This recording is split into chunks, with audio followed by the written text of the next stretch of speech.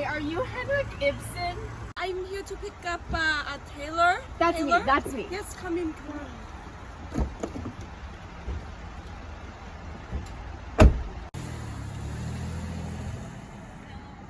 So, where are you from, Ibsen? I'm from Norway, and you? Norway? No way. You get it? I'm from the Valley, but I'm on my way to a concert, actually. Billie Eilish concert, and she's a really big deal around here. Billie Eilish? I see. Yes, the Billie Eilish. Cool. Why are you so quiet? Tell me more about yourself, Ibsen. Well, I am a playwright. Interesting. Tell me more. I have inspired later authors to write pieces shaped around their environment. This is from my strong connection to my home, Norway. However, I moved here because of a pension that I cannot pay off. You know what people call tax evasion. Ooh. You must be really old. Like, really old. You look a lot younger in your profile. You should probably change that. But in the meantime, tell me more about your career. Well, I had early stages of failure which drove me out into rediscovering myself and how to improve my work. Secondly, the great epic dramas from the early 1860s. Third, were my somewhat sociological based plays, but I believe they have a broader tune to them.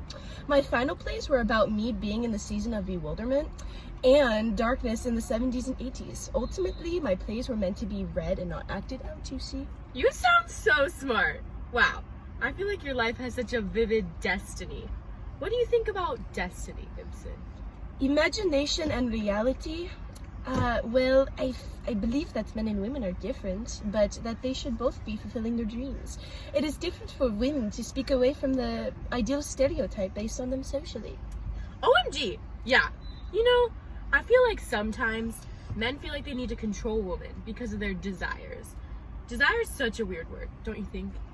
Desire.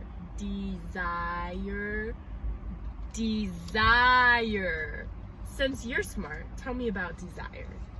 The two types of desires are conscious and unconsciousness. The conscious regards one's current awareness of their actions. The unconscious deals with acting in an inappropriate manner and doing things regarding your selfish acts, and doing things solely for the purpose of benefiting you and putting someone in a position of discomfort or hurt. I'm sorry, but you're starting to sound a little boring. You said you write plays. What do you write about? Well, my play Rosemersholm involves a woman that may have felt obligated to marry a man who has temporary needs instead of realistic ones, which is why she could have felt enslaved by him. She may have wanted to break away from the ideal image of a woman. Wow, you have such good ideas. You should be famous. Well, my stop is right up here, but I'll be sure to give you a good rating. Your car kind of smells weird, though. Such a church bell. Hi, who are you here for? I'm Kennedy. Great.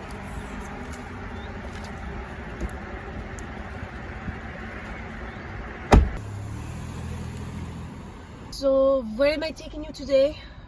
The library off of William Street, please. Okay, off we go. Wonderful weather we're having. Must be a big summer blowout sale somewhere. So, what do you do for a living? I'm a full-time student at the University of West Florida. Oh, wow. I'm actually a playwright. I think that where one is from deeply impacts their outlook on life and influences how they go about certain situations. Oh yeah, for sure. I believe the smallest things can have big potential on the progression of life. What are some of your famous works? I might have read them myself because I major in English and theater and minor in psychology. Well, I'm notorious for exercising modern drama in my plays. My plays dealt with the topical problems that people argue and debate in societies. My plays have sociological responses from the characters, therefore, to make my audience relate to the characters.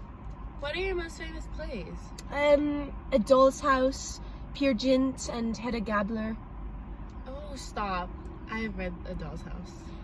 Yes, well, I tried to send my audience off to rethink beliefs that they have never thought about before. My play, Adele's House, shattered societal expectations of the ideal Victorian woman. People were for and against these new ideas, but nonetheless, people decided not to be so ignorant or limited to new ideas as society was evolving, and people were finding themselves being more introspective to new traditions. You must have written a lot of plays then. In fact, I have had periods of writing. My most impactful period was the fourth and final period. Go on. In my fourth and final period of playwriting, I dealt with the dark interior of the human soul, as I like to call it, which I investigated many topics such as the unknown forces that motivate or rule human lives. That's wild. What made you think of these controversial ideas? Everything that I have written is miniaturely connected with what I have lived through. Every work I have written is spiritual liberation to me. I also want to connect to ordinary individuals by creating situations in my plays that reflect on reality rather than the fantasy and imagination of kings and queens. Not to be negative, but your plays themselves sound so pessimistic. To be frank with you, Kennedy, I fell in love with an 18-year-old Austrian girl at my very old age. I'm like 84. And we fell in love with each other, and even though I found the love I was searching for because she was super hot, I never accepted it. Because of that, my last 5 plays were extremely pessimistic, mirroring how I feel about my relationship with the girl, my inner demons, as I was deeply disturbed with myself. Oh, well, thank you. Have a great day. Goodbye. Probably should have never said the Australian girl part.